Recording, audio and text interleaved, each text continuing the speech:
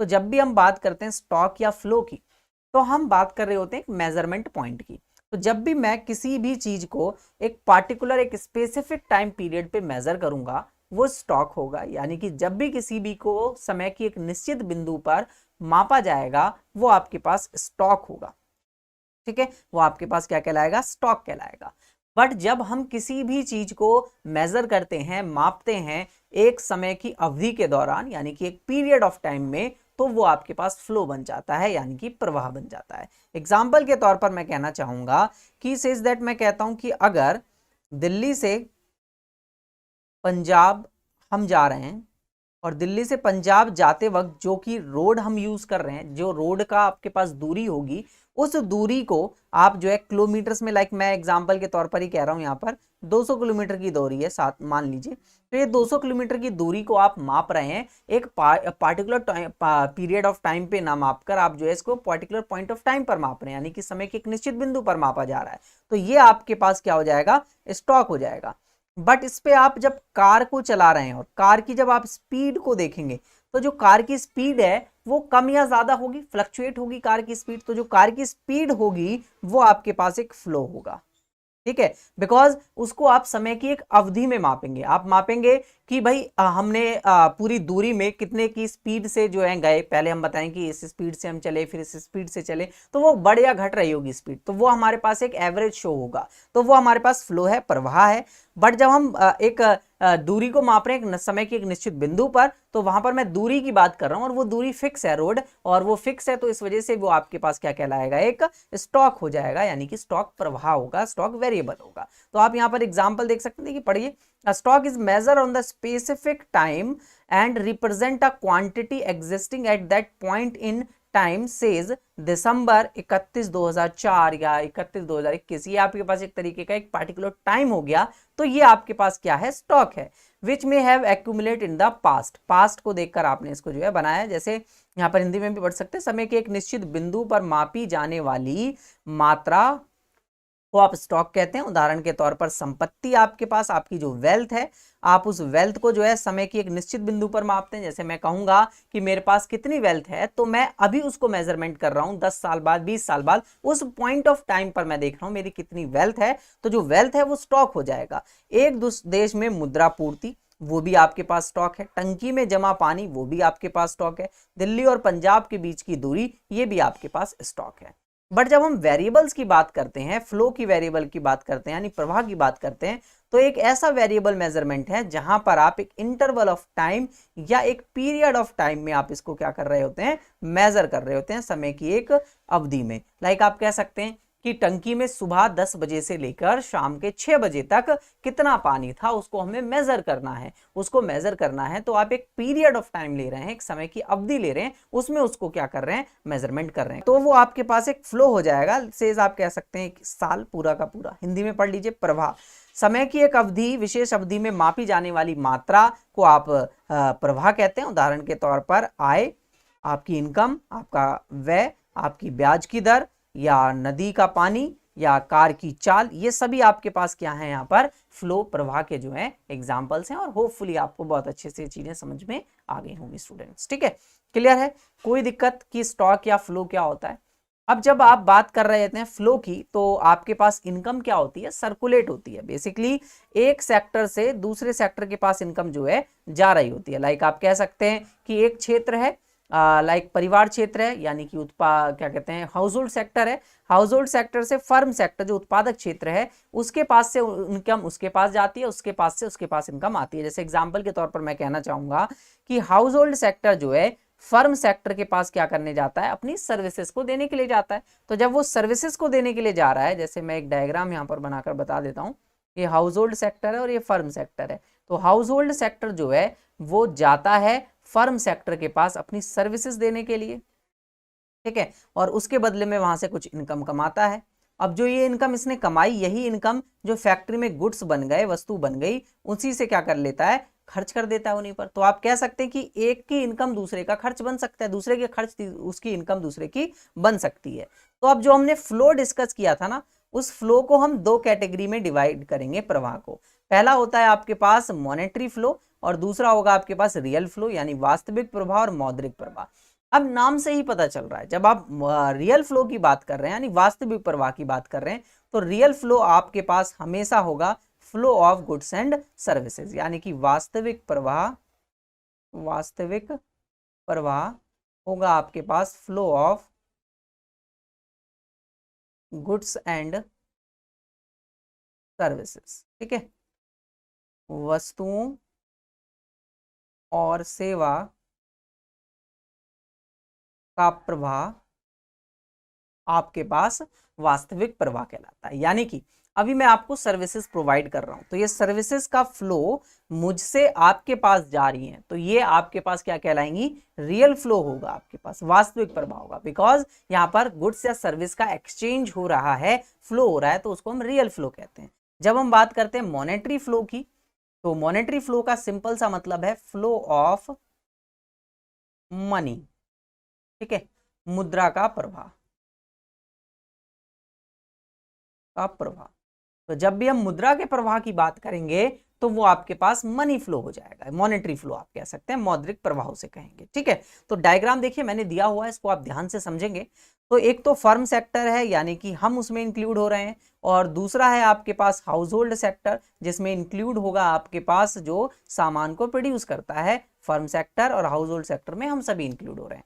तो house hold sector क्या करता है, जो भी आपके पास सर्विसेज है, मतलब काम करने के लिए आप बेसिकली कहाँ जाते हैं, फर्म के पास जाते हैं। तो आप क्या कर रहे हैं, एक तरीके से इनको अपने फैक्टर की सर्विसेज क्या कर रहे हैं, प्रोवाइड कर रहे हैं, इनको फैक्टर सर्विसेज क्या कर रहे हैं, प्रोवाइड कर रहे हैं। तो जब फैक्टर सर्विसेज प्रोवाइड कर रहे हैं तो हाउस होल्ड सेक्टर से फर्म सेक्टर के पास सर्विसेज का फ्लो जा रहा है, और अगर सर्विसेज का फ्लो जा रहा है तो आप इसको कहेंगे ये आपका रियल फ्लो है। क्या है, रियल फ्लो, जहां पर हाउस होल्ड सेक्टर से फर्म सेक्टर के पास सेवाएं प्रदान की जा रही हैं, तो वो रियल फ्लो हो जाएगा, यानी कि वास्तविक प्रवाह। ठीक है, सभी स्टूडेंट को समझ में आ रहा होगा, कोई दिक्कत नहीं होगी किसी को। और इसके बदले में ऐसे ही फर्म सेक्टर जो है वो प्रोवाइड करता है इनको गुड्स एंड सर्विसेज। तो goods and services firm sector से आपके पास जाती हैं हाउस होल्ड सेक्टर के पास। तो गुड्स का फ्लो हुआ फर्म सेक्टर से, यानी कि उत्पादक क्षेत्र से परिवार क्षेत्र की और हाउस होल्ड सेक्टर की तरफ। तो ये आपके पास हो गया again real flow, because goods का फ्लो हो रहा है, यानी वस्तुओं का प्रवाह हो रहा है, तो ये आपके पास वास्तविक प्रवाह होगा, यानी कि रियल फ्लो होगा। तो ये हो गया रियल फ्लो का एग्जांपल। इसी तरीके से जब हाउस होल्ड सेक्टर ने वहां पर फर्म सेक्टर के पास कुछ काम करने के लिए गया, अपनी सर्विस देने के लिए गया, तो फ्री में तो अपनी सर्विसेज देगा नहीं, उसके बदले में जो है firm sector house hold sector को कुछ मनी दे रहा होगा। लाइक मनी आप कह सकते हैं वेजेस दे रहे होंगे, या फिर सैलरी दे रहे होंगे, मजदूरी व वेतन दोनों दी जा रही होंगी, बेसिकली उनका भुगतान किया जा रहा होगा उनकी सेवाओं का। तो फर्म सेक्टर से कुछ पैसा हाउस होल्ड सेक्टर के पास गया, मींस आप ये कह सकते हैं कि यहां पर कुछ मनी जो है फर्म सेक्टर से उत्पादक क्षेत्र से हाउस होल्ड सेक्टर के पास, यानी कि परिवार क्षेत्र के पास गया। तो मनी का फ्लो हुआ आपका फर्म सेक्टर से हाउस होल्ड सेक्टर के पास। क्लियर। इसी तरीके से हाउस होल्ड सेक्टर को फर्म सेक्टर ने गुड्स एंड सर्विसेज प्रोवाइड की थी, यानी कि वस्तुएं दी थी। जैसे आप कोई भी वस्तु ले सकते हैं, आप आटा, चीनी, दाल, कुछ भी ले सकते हैं। उसके बदले में house hold sector firm sector को क्या करता है, मनी की फॉर्म में कुछ पेमेंट करता है, उसको वो पैसा दे रहा है। तो जब वो उसको पैसा दे रहा है तो बेसिकली मनी जो है हाउस होल्ड सेक्टर से फर्म सेक्टर के पास जा रही है। तो यहां से अगेन मॉनेटरी फ्लो हो गया, मौद्रिक प्रवाह हो गया, किससे, हाउस होल्ड सेक्टर से फर्म सेक्टर के पास। इसके लिए देखिए आप एक क्लियर डायग्राम यहां पर समझ सकते हैं। देखिए जैसे मैं एक और डायग्राम आपके सामने बनाना चाहूंगा, तो वहां से आपको एक क्लियर पिक्चर नजर आएगी। लाइक अगर मैं कहता हूं रियल फ्लो, ठीक है, ये आप बना लीजिए साथ के साथ, यानी कि वास्तविक प्रवाह, वास्तविक प्रवाह। तो सिंपल है, आपके पास हाउस होल्ड सेक्टर है, हाउस होल्ड सेक्टर परिवार क्षेत्र, ठीक है। तो और दूसरा है आपके पास प्रोड्यूसर सेक्टर या फर्म आप कह सकते हैं, यानी कि उत्पादक क्षेत्र, ठीक है। तो जब आप रियल फ्लो की बात कर रहे हैं तो इसका मतलब है वस्तुओं और सेवाओं का फ्लो ही होगा, प्रवाह होगा। तो house hold sector producer sector के पास क्या करने जाते हैं, अपने फैक्टर सर्विसेज देते हैं, फैक्टर सर्विसेज। यानी कारकों की सेवाएं। तो आपके पास सर्विसेज का फ्लो हुआ हाउस होल्ड सेक्टर से प्रोड्यूसर सेक्टर के पास। इसी तरीके से प्रोड्यूसर सेक्टर जो है इनको प्रोवाइड करते हैं गुड्स एंड सर्विसेज, जो वस्तुएं फैक्ट्री में बनी वो सेवाएं, वो सभी जो है हाउस होल्ड सेक्टर उनको यूज कर रहे हैं, वस्तुएं सेवाएं, वस्तुएं और सेवाएं। क्लियर है? तो ये आपके पास यहां पर क्या हो गया, रियल फ्लो हो गया, यानी वास्तविक प्रवाह हो गया। बट जब मैं बात करता हूं मॉनेटरी फ्लो की, मॉनेटरी फ्लो यानी मौद्रिक प्रवाह की, तब इसका सिंपल सा मतलब होता है, देखिए अगेन दोबारा मैं बनाना चाहूंगा, हाउस होल्ड सेक्टर यानी परिवार क्षेत्र, और दूसरा आपके पास प्रोड्यूसर सेक्टर यानी कि उत्पादक क्षेत्र। ठीक है? तो हाउस होल्ड सेक्टर जो है जो परिवार क्षेत्र है वो प्रोड्यूसर सेक्टर के पास, उत्पादक क्षेत्र के पास काम करने के लिए गया था, बेसिकली अपनी सर्विसेज प्रोवाइड करने के लिए गया था। तो सर्विसेज के बदले में प्रोड्यूसर सेक्टर यहां पर पेमेंट कर रहा होगा, भुगतान कर रहा होगा of factor services, factor services का पेमेंट हो रहा है, यानी कि कारक सेवाओं का, कारकों की सेवाओं का भुगतान। ठीक है? तो पेमेंट की जा रही है यहां पर प्रोड्यूसर सेक्टर से हाउस होल्ड सेक्टर के पास। इसी तरीके से जो परिवार क्षेत्र है आपके पास वो क्या कर रहा है, प्रोड्यूसर सेक्टर को जो गुड्स एंड सर्विसेज उन्होंने परचेज किए थे उसके लिए पेमेंट कर रहा है, payment of goods and services. ठीक है? वस्तुओं और सेवाओं का भुगतान। देखिए मुझे हिंदी और इंग्लिश दोनों में लिखना पड़ता है, बिकॉज हमारे पास काफ़ी ऐसी ऑडियंस है जो हिंदी और इंग्लिश दोनों ऑडियंस हैं, हिंदी में भी पढ़ते हैं बच्चे, इंग्लिश में भी पढ़ते हैं, तो मैं दोनों बच्चों को कवर करने के लिए हिंदी और इंग्लिश दोनों में लिख रहा होता हूँ। तो मॉनेटरी फ्लो आपको समझ में आया, बेसिकली मनी का फ्लो है, ये मनी का फ्लो है, मुद्रा का है। और आपके पास जब रियल फ्लो की बारी आ जाए तो समझ जाइए गुड्स एंड सर्विसेज का फ्लो है। ठीक है? गुड्स और सर्विसेज, वस्तुओं और सेवाओं का। सिंपल, यहां तक आपको समझ में आ गया होगा। आगे चलते हैं। ठीक है? आगे हम बात करते हैं सर्कुलर फ्लो ऑफ इनकम की। तो जब सर्कुलर फ्लो ऑफ इनकम का आप टू सेक्टरल मॉडल की बात करते हैं तो यही एक टू सेक्टरल मॉडल है। दो क्षेत्र हैं बेसिकली, एक है आपके पास परिवार क्षेत्र और दूसरा है आपके पास producer sector, household and firm sector. दोनों ही आपस में जब लेन देन करते हैं, इनके बीच में सर्विसेज और क्या कहते हैं फैक्टर्स का, एक तरीके से गुड्स एंड सर्विसेज का और मनी का फ्लो होता है। तो बेसिकली यहाँ पर इनकम का सर्कुलर फ्लो हो रहा होता है टू सेक्टर्स में, है ना। बेसिकली यहाँ से इनकम कमाई हाउस होल्ड सेक्टर ने और वहां पर खर्च कर दी। अब इसी तरीके से अगर हम बात करें थ्री सेक्टरल मॉडल की, तो थ्री सेक्टर मॉडल में आपके पास हाउस होल्ड सेक्टर और फर्म सेक्टर तो रहेंगे ही रहेंगे, ये दो सेक्टर में इंक्लूडेड है। लाइक मैं कहता हूं कि जब factor services house hold sector firm sector के पास गया तो वो फैक्टर सर्विसेज हो गई, यानी कारकों की सेवाएं हो गई, और उसके बदले में जो है firm sector house hold sector को फैक्टर इनकम प्रोवाइड करता है, यानी कि कारक आय प्रोवाइड करता है, कारक आय आप लिख लीजिए इसको। ठीक है?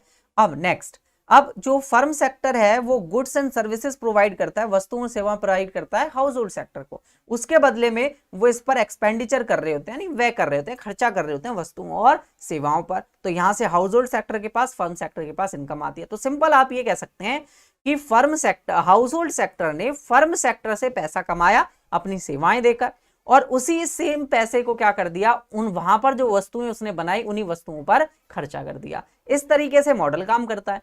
अब यहां पर हम तीसरे पर्सन को, जो कि गवर्नमेंट है, तीसरा सेक्टर, उसको अगर इन्वॉल्व कर लें थोड़ी देर के लिए, तो गवर्नमेंट यहां पर क्या रोल अपनाती है। देखिए गवर्नमेंट फर्म और हाउस होल्ड सेक्टर दोनों के लिए कुछ ना कुछ कर रही होती है। तो गवर्नमेंट जो है इन्वेस्टमेंट करती है फर्म सेक्टर में, यानी कि पैसा लगाती है ताकि फर्म सेक्टर प्रोडक्टिविटी बढ़ सके, प्रोडक्शन ज्यादा हो सके हमारे देश के अंदर। ठीक है? उत्पादन ज्यादा से ज्यादा बढ़ाया जा सके, तो ये इन्वेस्टमेंट कहलाएगी। और इन्वेस्टमेंट एक इंजेक्शन होते हैं, अभी मैं इसको समझाऊंगा इंजेक्शन का मतलब क्या होता है, अभी आप थोड़ी देर के लिए समझ लीजिए, इकोनॉमी के लिए फायदेमंद होता है बस। अब गवर्नमेंट सेक्टर जो है टैक्स वसूलता है हाउस होल्ड सेक्टर से, तो इनको टैक्स मिल रहा होता है, टैक्स ये लीकेज होता है। अब इसको समझ जाइए कि इकोनॉमी के लिए नुकसानदायक होता है। ठीक है, क्लियर है, सिंपल। तो ये जो है आपको यहां पर एक फैक्टर चल रहा है। अब हाउस होल्ड सेक्टर को गवर्नमेंट जो है वो क्या प्रोवाइड करती है, सब्सिडीज प्रोवाइड करती है।